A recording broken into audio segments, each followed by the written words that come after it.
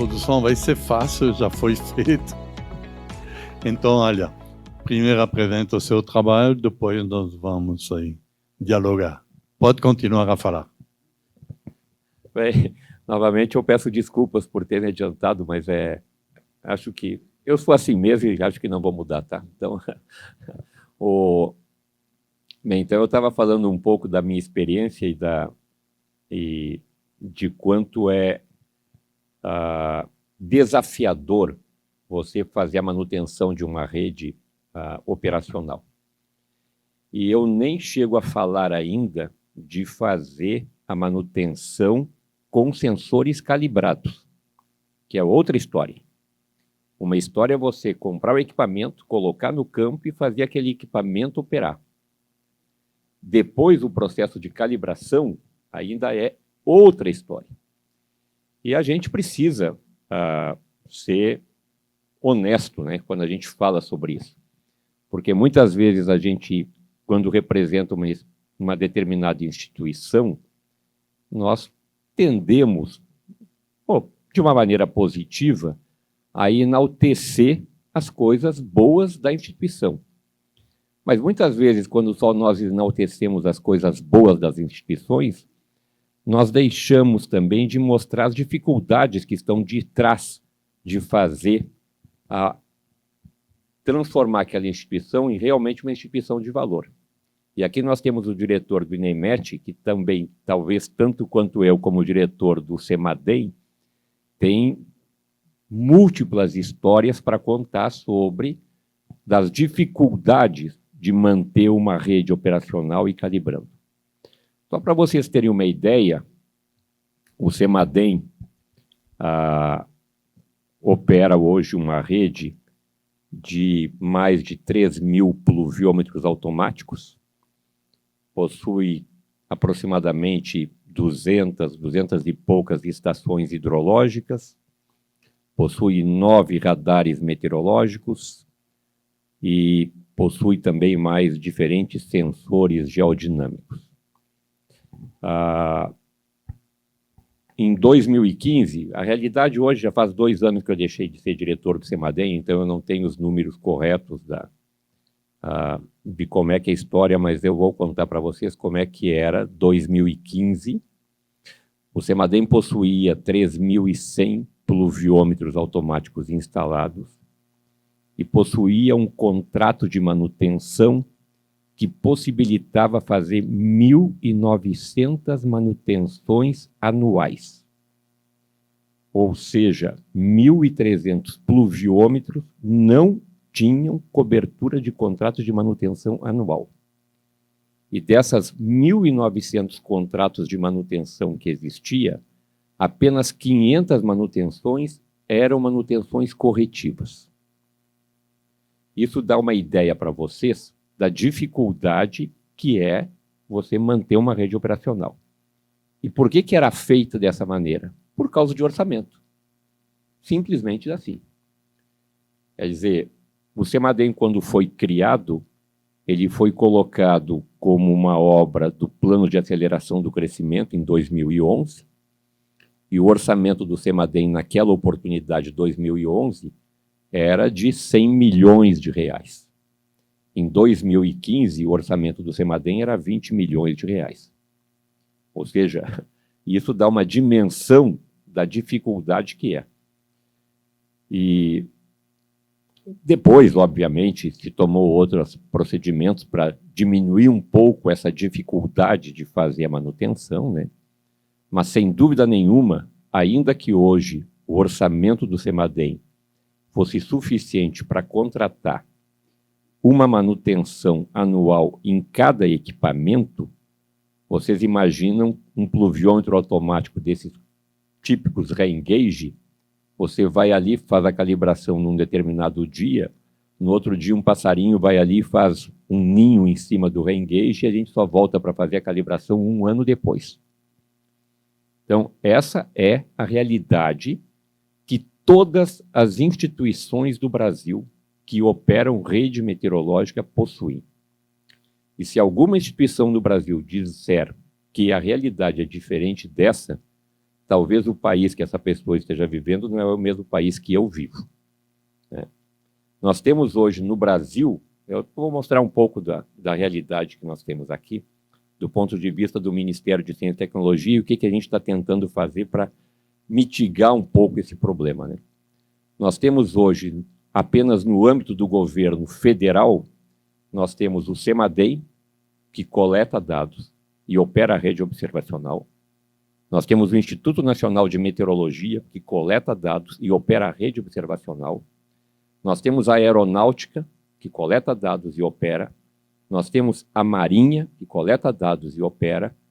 Nós temos a Agência Nacional de Águas. Nós temos a CPRM, daqueles que eu me lembro de cabeça, né? E nós não temos protocolo de como esses dados são difundidos entre as instituições. Nós não temos protocolo entre as instituições para saber, por exemplo, se o INEMET possui uma determinada estação meteorológica e se o CEMADEI não possui um pluviômetro que está localizado talvez a 50 metros da estação do INEMET. Nós não temos no Brasil uma articulação entre as instituições.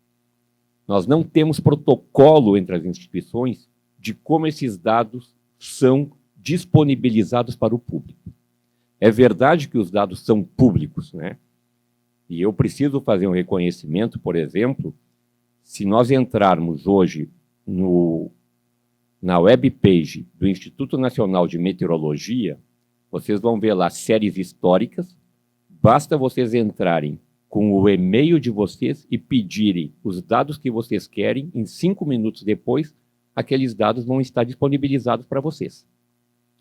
Se vocês entrarem na página da Agência Nacional de Águas, vocês podem fazer o download de todas as séries históricas de estações pluviométricas e de estações fluviométricas que a ANA opera. Então, isso graças ao esforço que essas instituições possuem de terem os seus dados de forma transparente.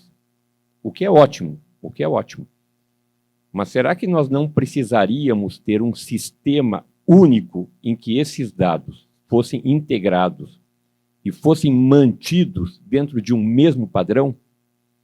Se nós quisermos hoje, eu vou mostrar um exemplo aqui, se nós quisermos hoje fazer um trabalho de pesquisa, por exemplo, de quanto choveu no estado do Rio Grande do Sul durante o desastre de maio do ano passado, nós vamos ter que fazer um trabalho hercúleo de entrar em cada instituição, fazer o download de dados e depois fazer um programa para homogeneizar esses dados de uma forma única. E eu não estou ainda falando de metrologia. Eu estou falando apenas de meteorologia e da realidade que nós temos, né?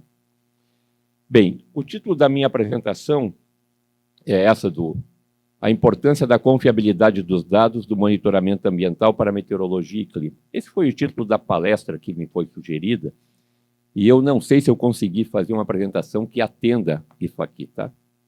Mas eu tentei fazer uma apresentação que dê mais ou menos uma linha que seja por que os dados são importantes, né?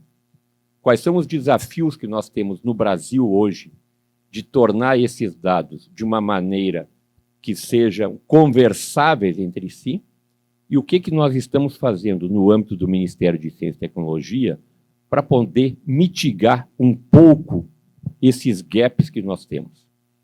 E por que eu digo que nós podemos, dentro do Ministério de Ciência e Tecnologia, fazer um trabalho para mitigar? Porque, obviamente, o trabalho para resolver o problema vai além daquilo que o Ministério de Ciência e Tecnologia tem competência para fazer, né? Porque é uma questão de legislação. Por exemplo, no Brasil, as instituições possuem autonomia, os ministérios possuem autonomia para fazer a gestão das suas redes de forma automática, de fazerem a manutenção das suas redes de forma automática, e não existe uma legislação que diga como que essas redes têm que ser interoperáveis, né? Essa é uma dificuldade que nós temos. Bem, por favor, o próximo slide. Bem, monitorar sempre e monitorar com qualidade, isso obviamente que é o que a gente deseja, né? E por que a gente precisa monitorar? Bem, obviamente isso tem tudo a ver com com a pergunta que foi colocada aqui, quer dizer, para que eu quero dados, né? Para que eu preciso de dados? Obviamente que eu preciso de dados, quer dizer, a vida é necessária dados para tudo que é tipo de decisão que eu vou tomar, né? Tudo que nós fazemos na vida é olhando dados que tenham sido coletados no passado para tomar a decisão do que eu vou fazer agora e projetar o meu futuro. Isso significa desde o meu extrato bancário, que é um conjunto de dados, né, que eu vou projetar a minha vida econômica, né, até os dados do meu histórico de saúde, que eu vou fazer o controle da minha saúde pessoal. Então, dados é realmente alguma coisa necessária, né? E tudo isso depende, quer dizer, é uma questão de qualidade de dados, né?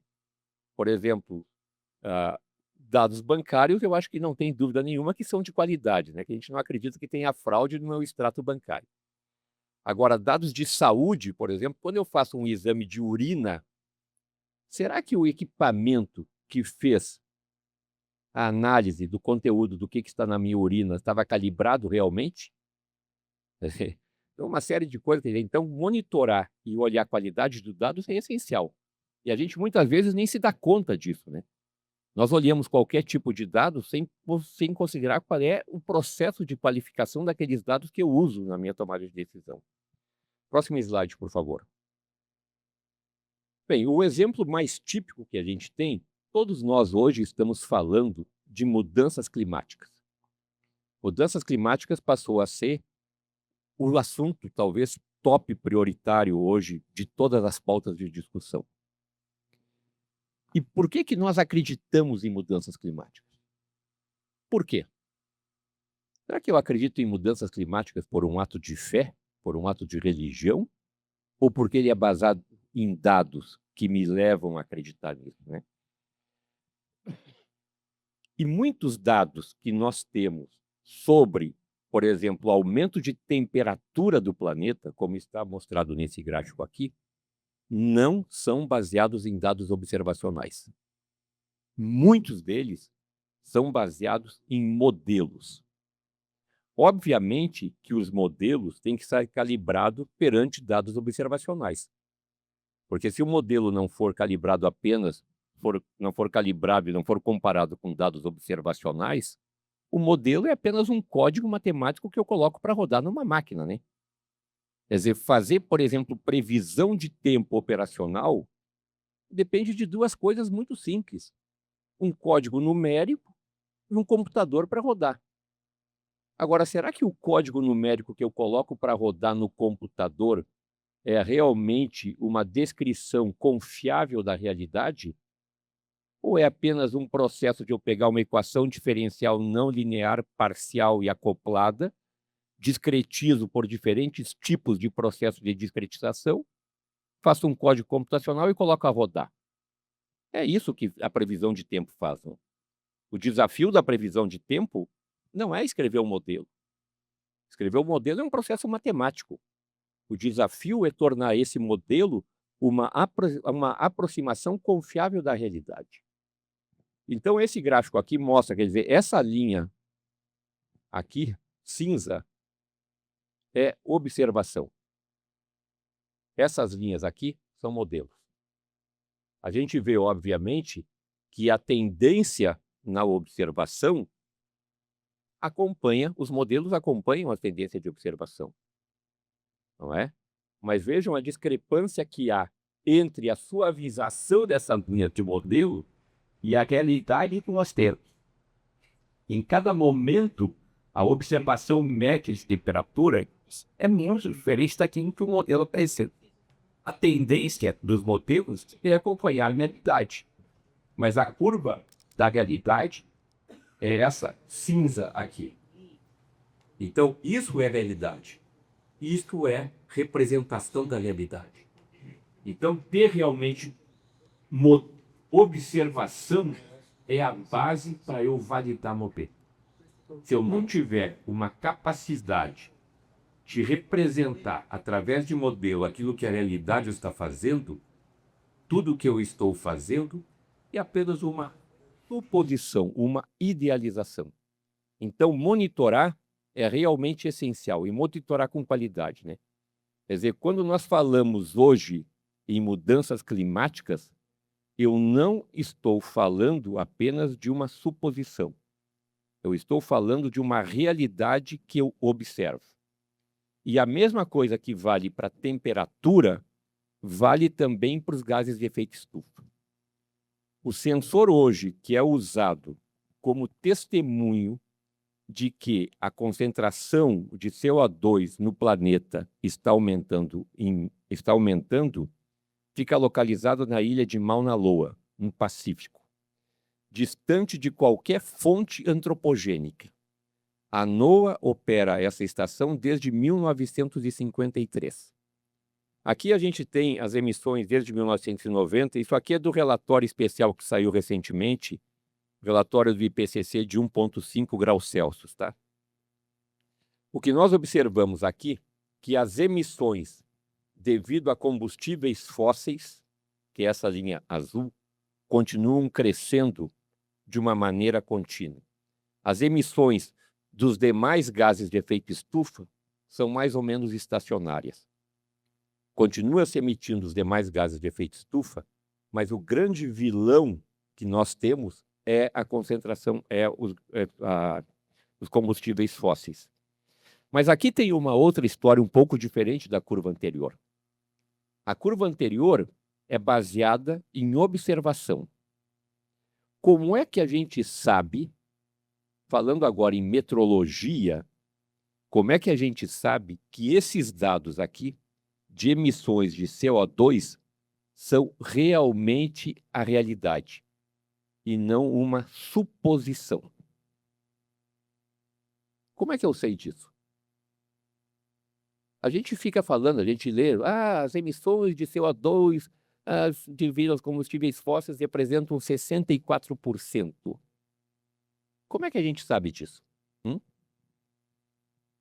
Eu tenho sensores para fazer a medida disso? Não, não tem. Não tem. Sabe como é que a gente sabe? Simplesmente top-down. Quanto de combustível fóssil é vendido no mundo? E qual é o conteúdo de CO2 que está naquele combustível fóssil? É isso. Eu não tenho um sensor para ficar medindo em cada fonte de emissão como eu faço, por exemplo, com temperatura, ou como faço com a concentração de CO2 em Mauna Loa, um sensor. Para essas emissões, para esses relatórios do IPCC, essas figuras aqui, vocês que são da área de metrologia poderiam se perguntar, como é que é feito isso? É uma aproximação top-down. Quanto de combustível foi vendido ano a ano, né? E aí, se nós olharmos o próximo gráfico, dá para entender aonde essas fontes estão por cada região do planeta, né? E vocês vão ver aqui que a China realmente é aquela região aonde a queima de combustíveis fósseis continuou crescendo. Nos demais países, nas demais regiões, vocês vão ver que a tendência é mais ou menos a mesma. A grande contribuição da queima de combustíveis fósseis vem da região do oeste da Ásia, né? Vocês vejam que a América do Norte, que em 1990 era 18%, em 2019 é 12%. Decresceu, né? Agora, a maior contribuição é o oeste da Ásia. Como é que eu sei disso também? Não tem o sensor para ficar lá durante toda a China sabendo quanto de combustível fóssil é queimado. Qual é a mensagem que eu estou colocando aqui para vocês? É que quando a gente faz ciência, toda a informação que eu recebo, eu tenho que pensar da onde ela veio e como ela chegou até mim, né? Então, a questão de metrologia, que é tão importante para algum tipo de informação científica, não se aplica para outras áreas, porque não tem como se aplicar. Por favor, o próximo slide. Isso aqui é só para dar uma ideia de como é que é a contribuição, mais ou menos a mesma figura, né? Aqui é de combustíveis fósseis de outros gases, e ali a contribuição per capita. Quer dizer, não, por favor, pode passar. E aqui é uma outra questão que eu acho que também, para a questão de efeito estufa, é importantíssima, né, para essa questão de mudanças climáticas. O Brasil apresentou na COP de Baku, em novembro do ano passado, a sua NDC. O que é NDC? É aquilo que a Convenção Quadro das Nações Unidas chama da contribuição nacionalmente determinada. Quanto cada país diz que vai fazer de processos de mitigação de emissões de gases de efeito estufa. E esse é um esforço que está lá no Acordo de Paris, de 2016. Que se nós quisermos realmente frear ou diminuir a velocidade do aquecimento do planeta, só tem um caminho. Só tem um caminho. É diminuir a emissão de gases de efeito estufa. Não existe outro. Fora disso, é política de adaptação. Eu tenho que me adaptar para um novo cenário. O cenário que eu estou vivendo agora é diferente do cenário que eu vou viver no futuro se eu não mitigar as emissões de gases de efeito estufa. Então, cada país se compromete a apresentar para a Convenção Quadro das Nações Unidas os seus compromissos nacionalmente determinados de dizer quanto que ele vai parar de emitir ou quanto que ele vai diminuir no futuro. E o Brasil apresentou em Baku a sua contribuição nacionalmente determinada para o ano de 2035 e 2050. O Brasil se comprometeu perante a ONU de chegar à emissão neutra em 2050. Ou seja, em 2050, tudo que o Brasil emite vai ser, de alguma maneira, capturada também. Em 2035, o Brasil se comprometeu a emitir aproximadamente 1 gigatonelada de carbono por ano. Então, cada país apresenta para a Convenção Quadro das Nações Unidas a sua contribuição. Pois bem, se todos os países cumprissem aquilo que estão prometendo para as Nações Unidas, a temperatura do planeta chegaria no ano de 2050 de 3 graus Celsius. Se todos os países cumprissem aquilo que estão prometendo. Sabe quantos países cumprem? 0. Nenhum país cumpre aquilo que promete. Isso não é privilégio apenas dos países que vendem petróleo. Inclusive, os países que não produzem petróleo não conseguem cumprir aquilo que prometem. Ou seja, o que o cenário está nos apontando realmente é de uma outra... Só 5 minutos? Pô, eu achei que eu ia falar só 10, então eu vou tentar acelerar, tá bom? Bem, então isso é só para mostrar para vocês o quanto realmente a gente ter dados confiáveis para saber se aquilo que eu estou realmente projetando vai se concretizar ou não, é outra história. Por favor, vou tentar acelerar um pouco. Pode passar, pode passar, pode passar. Bem, vou falar Por favor, próximo slide. Aqui, vejam o seguinte, né? O quanto informação meteorológica é crítica no Brasil. É crítica no Brasil. O CEMADEM foi criado no ano de 2011, logo depois daquele desastre na região serrana do Rio de Janeiro, em que mais de 900 pessoas perderam suas vidas e teve mais de 200 desaparecidos, né? Naquele dia que teve o desastre do Rio de Janeiro, o CPTEC, que é o Centro de Previsão de Tempo e Estudos Climáticos do INPE, mandou um aviso, aproximadamente às 3 da tarde, eu não me lembro direito, dizendo que ia chover muito. O INEMET, alguns momentos depois, mandou um aviso semelhante também dizendo que ia chover muito. O Serviço Meteorológico do Rio de Janeiro disse que não ia chover. Aqui tem um problema, pessoal, que pode parecer brincadeira, mas não é. Mas não é. Informação meteorológica é crítica, é vital para a tomada de decisão. Informação meteorológica não pode ficar na mão de amador. Informação meteorológica não pode ficar na mão de quem não tem responsabilidade, porque isso implica vidas, não é? Quando eu digo que não vai chover e chove, pode não chover 5 milímetros, mas se eu digo que não vai chover e chove 100 milímetros, quem é responsável por isso? Então, nós também precisamos avançar no Brasil numa legislação que coloque responsabilidade em quem faz previsão de tempo. Não é possível nós termos previsão de tempo que não sejam apropriadas para tomadores de decisão. Esse é um exemplo típico. Isso que eu estou colocando aqui não é chute. Isso está em artigo científico publicado e tem base de dados para isso, tá? Por favor, próximo slide. Veja um outro sistema aqui, ó. Como é que era todo o sistema de comunicação no Brasil entre as instituições que operavam meteorologia naquela época, tá? Nós tínhamos o CPTEC, que emitia as previsões de tempo para a imprensa e colocava na sua webpage. Nós tínhamos o INEMET, que também colocava na imprensa e fazia aqui. Mas nenhuma conversava entre si e nenhuma conversava com o SENAD, que é o Centro Nacional de Gestão de Risco e Resposta a Desastre. Ou seja, não havia nenhuma articulação entre as instituições. Hoje, a gente tem mais ou menos essa estrutura aqui. Avançamos? Avançamos. Mas essa figura aqui ainda mostra que nós ainda não fazemos deveres básicos de casa.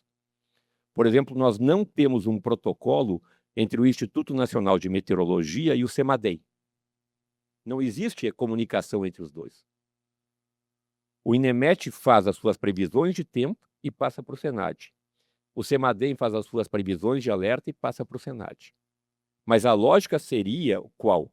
O CEMADEM receber as previsões de tempo do INEMET, que é o Serviço Nacional Oficial de Meteorologia, conversasse com o CEMADEM, que é o Serviço Nacional Oficial de Previsão de Alertas, e depois nós tivéssemos a conversa com o SENAD. Ou seja, embora nós tenhamos evoluído, mas nós evoluímos menos do que o necessário. Próximo slide, por favor. Bem, aqui tem uma descrição de como é que é a rede observacional do INEMET. Isso aqui eu tirei da página do próprio INEMET, tá? Não fui eu que criei essa figura. Vocês, qualquer um pode entrar lá na página do INEMET e tem lá o mapa das estações, essa figura aqui. E essa aqui é o mapa das estações do CEMADEM. Infelizmente, eu não consegui achar na página da Agência Nacional de Águas um mapa semelhante a isso para a gente poder fazer uma comparação, tá? Não era uma comparação. Mas isso mostra o seguinte, né? O que está aqui dizendo, senhor?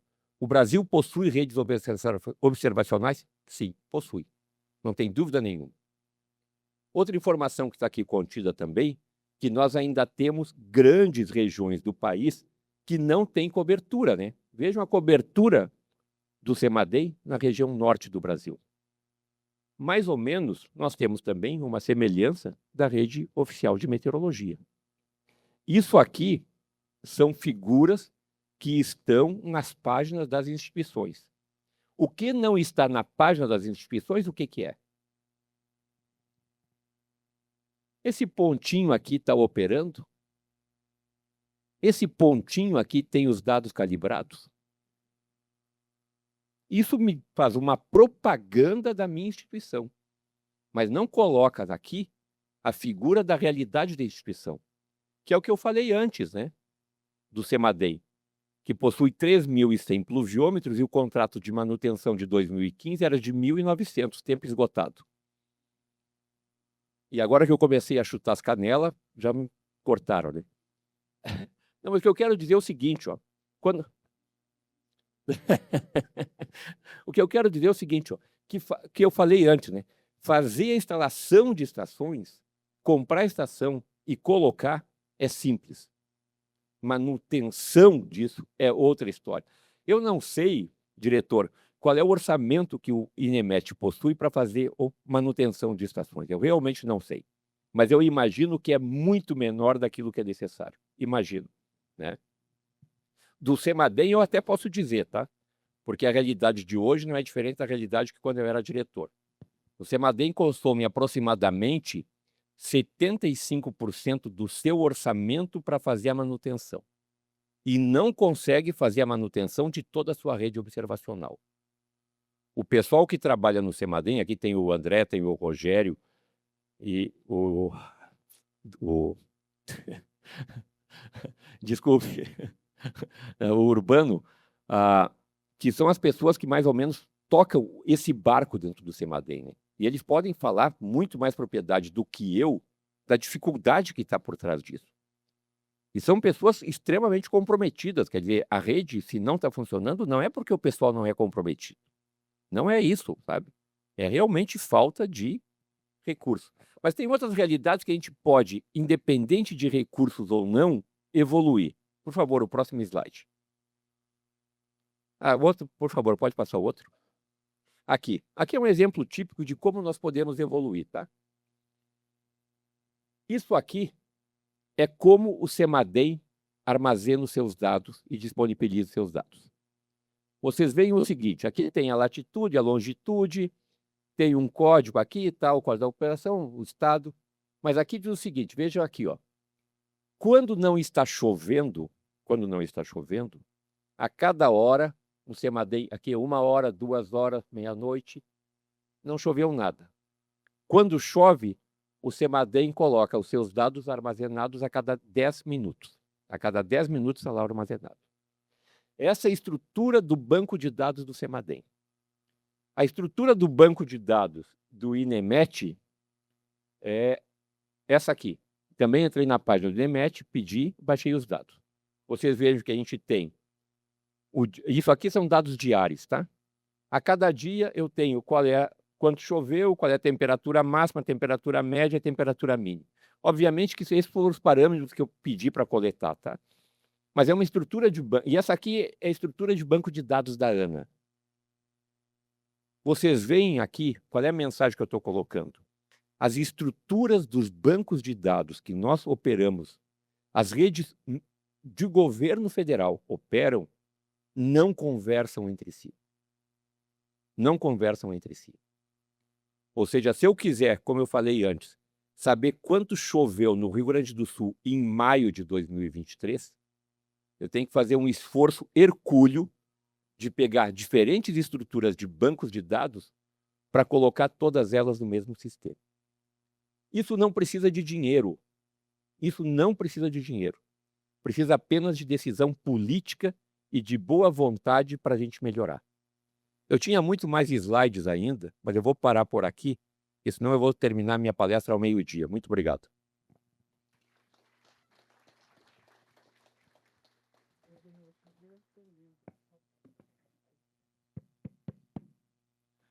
Obrigado aí pela apresentação, realmente gostei muito. O tempo está passando, acabo de sendo avisado que nós temos aí 2 perguntas. Então, realmente tem uma pergunta, pelo menos, que vai ser dada aí. Por favor.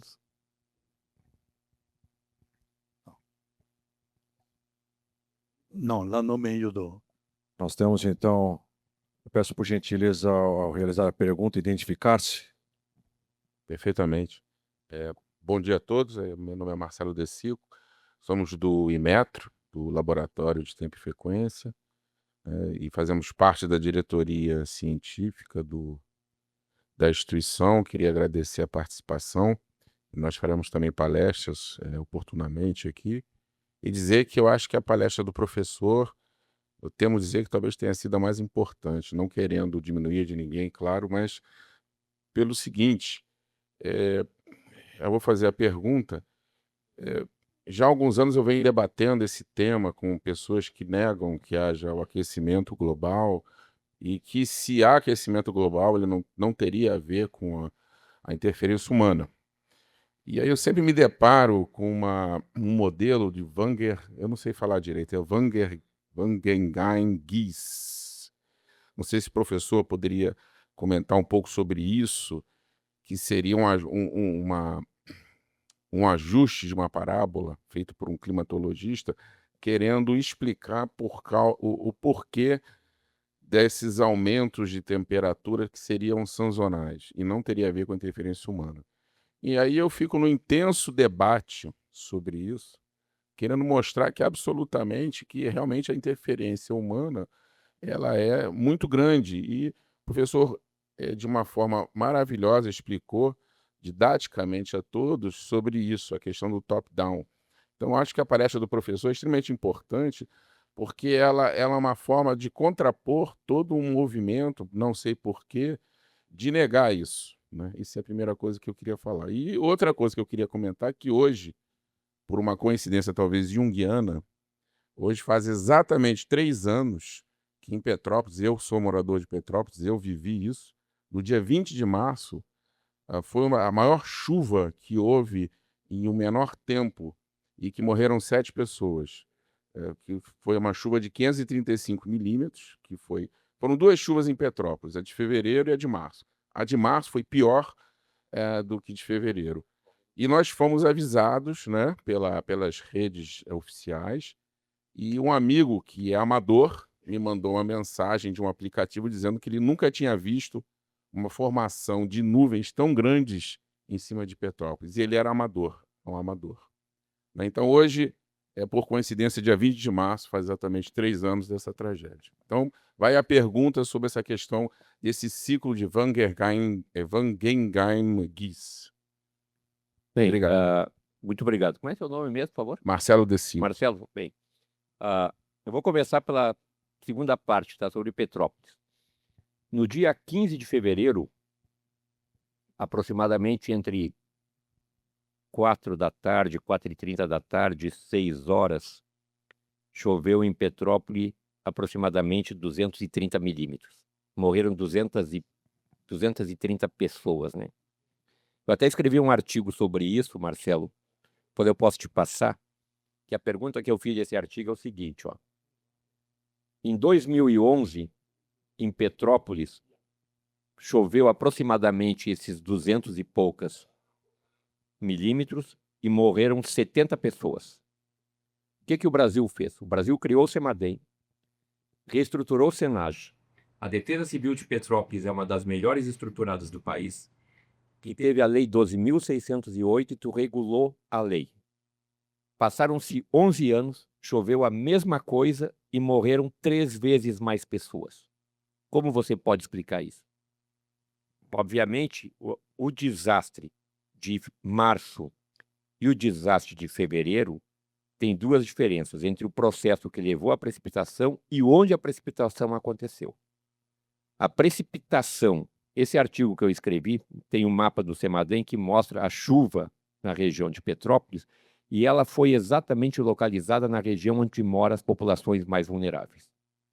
Ou seja, o desastre não é apenas o evento extremo. O desastre é uma combinação do evento extremo e onde ele ocorre. Uma chuva de 500 milímetros no meio do oceano não é um desastre. Uma chuva é uma combinação do evento extremo e da vulnerabilidade da região onde ele ocorre, né? Por isso que um aviso meteorológico é diferente de um alerta de desastre, né? Por isso aí a diferença da missão do INEMET e da missão do CEMADEM. Bem, a questão das mudanças climáticas, tu tem diferentes tipos de negacionistas, tá? Tem os negacionistas, que são negacionistas amadores, que negam mudança climática porque tem que negar alguma coisa na sua vida, né? E tem os negacionistas que têm uma base científica para isso. Entre esses está essa curva, tá? Existe um outro argumento também dos negacionistas que diz o seguinte, ó. Se você olhar a equação diferencial que governa a temperatura, ela depende da divergência do fluxo de calor. Então, eu tenho uma divergência do fluxo de calor que determina a evolução temporal da temperatura. Existe uma equação matemática que regula isso. Não existe uma equação matemática que regula a diferença de temperatura com divergência de CO2. Não existe isso. Então, os negacionistas que entendem um pouco de matemática dizem, mas não tem uma correlação entre uma e outra. Mas esse argumento é completamente falso. Por quê? Todo mundo que fez um curso de física básica sabe de 2 processos importantes. Primeiro, o processo de interação da radiação eletromagnética com a matéria, e segundo, o processo que a gente chama de interferência, né? Qual é o problema do efeito estufa, tá? Qual é a base física do efeito estufa? A molécula de CO2 possui uma frequência natural de vibração. Todo sistema físico possui uma frequência natural de vibração, né? E aí a gente tem um processo de interferência nessa frequência de vibração que ela pode ser amplificada ou não. A frequência natural de vibração da molécula de CO2 é na mesma frequência da radiação de onda longa que a Terra deveria mandar para o espaço. Lei de Planck, equação de Planck, de corpo negro, temperatura de 300 graus Kelvin. A emissão de um corpo de 300 graus Kelvin é a mesma frequência natural de vibração da molécula de CO2. Então, elas entram em ressonância e a molécula de CO2 absorve aquela energia que deveria ir para o espaço. Então, isso é o processo de aquecimento devido à combinação de radiação eletromagnética com a matéria. Mas existe um outro processo físico que explica todos os ciclos que nós tivemos no planeta de aquecimento e de idade de gelo, que são os chamados ciclos de Milankovitch. O ciclo de Milankovitch foi um trabalho escrito por um húngaro em 1957, que ele explicou os 3 ciclos principais que levaram a todos os processos geológicos do planeta. Geológico eu digo em termos de aquecimento e resfriamento, tá? Que é a excentricidade da órbita do planeta, que tem aproximadamente um ciclo de 100 mil anos. A cada 100 mil anos, a órbita do planeta é mais esférica ou ela é mais circular. Tem a precessão do eixo do planeta, que tem um ciclo de 40 mil anos. E tem a inclinação do eixo do planeta, que tem um ciclo de 15 mil anos. Ou seja, daqui a 15 mil anos, se nós vivermos, nós vamos ver que no hemisfério norte, o que agora está começando a entrar na primavera, vai estar começando a entrar no outono. E nós que estamos entrando no outono, vamos estar entrando... Então, esses ciclos de Milankovitch explicam exatamente a evolução em termos de idade de gelo. Isso aí não é de agora, isso aí tem mais de 70 anos que a ciência sabe. Ou seja, então, isso é negar, é ignorância científica, simplesmente isso. Obrigado aí pela... Temos.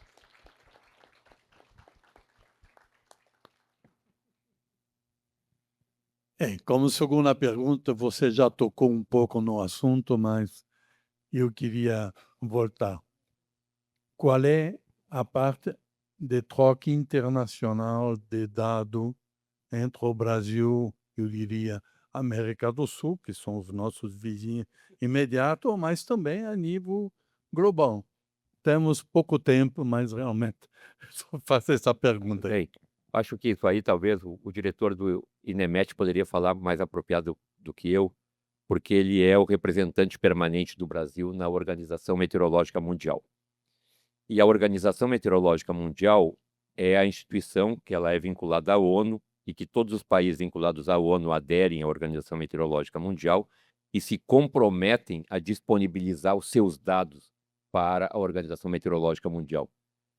Então, por exemplo, o Brasil, através do INEMET, segue exatamente os procedimentos recomendados pela Organização Meteorológica Mundial. E aqui só fazer um comentário que o CEMADEM não coloca os seus dados no banco de dados da Organização Meteorológica Mundial. Mas não faz isso, não é porque é uma instituição rebelde, não é isso. É por uma outra lógica. É que a rede observacional do CEMADEM não segue a lógica da rede observacional do Instituto Nacional de Meteorologia, que tem a ver com aquilo que o senhor falou. Para que eu quero dados? O CEMADEM, por exemplo, monitora áreas de risco do país. Então, é importante eu ter um pluviômetro automático numa área onde eu tenho população vulnerável.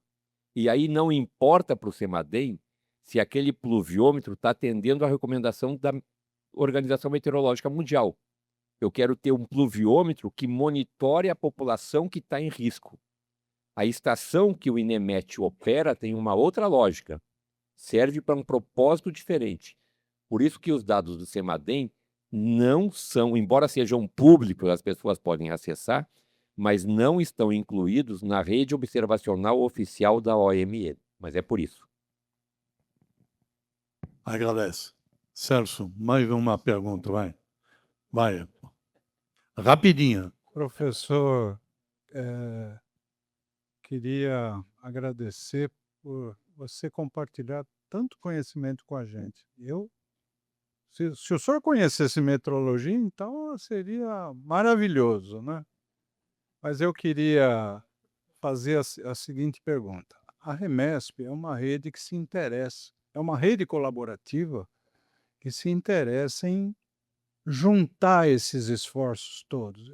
Na sua apresentação, a gente viu que tínhamos ali 3 organizações que, pelo que eu pude entender, não A se sua pergunta está em todos os slides que eu deixei de apresentar. o senhor pode ficar até um pouco mais tarde, depois? Mas essa é uma primeira oportunidade, eu queria uma orientação. Nós, como rede metrológica, e já fomos muitas redes metrológicas no país, o nosso desafio é integrar todas essas redes temáticas. Por favor, volte à minha apresentação, porque eu vou ter que voltar alguns slides para poder responder a pergunta dele. Volta. E o que eu queria que o senhor nos orientasse, ou você nos orientasse, como que a Remesp pode contribuir para essa integração? Nós já participamos dos programas Cibratec, já participamos de vários projetos de redes com o Ministério de Ciência e Tecnologia. Talvez esteja aí a oportunidade, e olha que nós estamos aqui com os grandes players desse temário aqui, de fazermos alguma coisa em prol disso.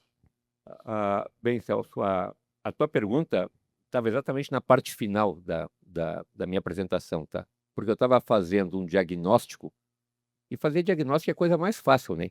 Pô, fazer diagnóstico é barbada. A questão é como que eu vou resolver o problema que eu tenho, né? Porque fazer, tem um problema, não sei o quê. Putz, quem foi gestão de instituição pública sabe muito bem o que é isso. Bate na porta, isso não está funcionando. Não está funcionando, eu sei, meu. Agora, como é que eu resolvo isso?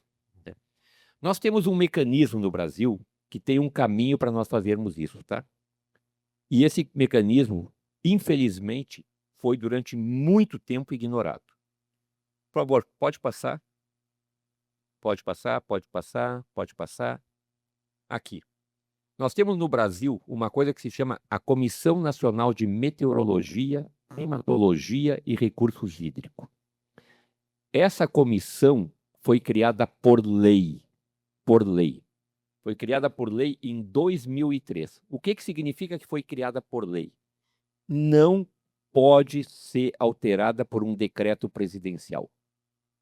Não depende de governo. Se eu quiser mudar o que essa comissão foi criada, apenas o Congresso brasileiro pode mudar a lei. E isso tanto é verdade que as próprias instituições de meteorologia ignoraram isso. No passado recente, que eu digo há 3 ou 4 anos atrás, se começou a pensar em estruturar uma rede nacional de meteorologia que estava envolvendo o INPE, o INEMET e o CENSIPAM.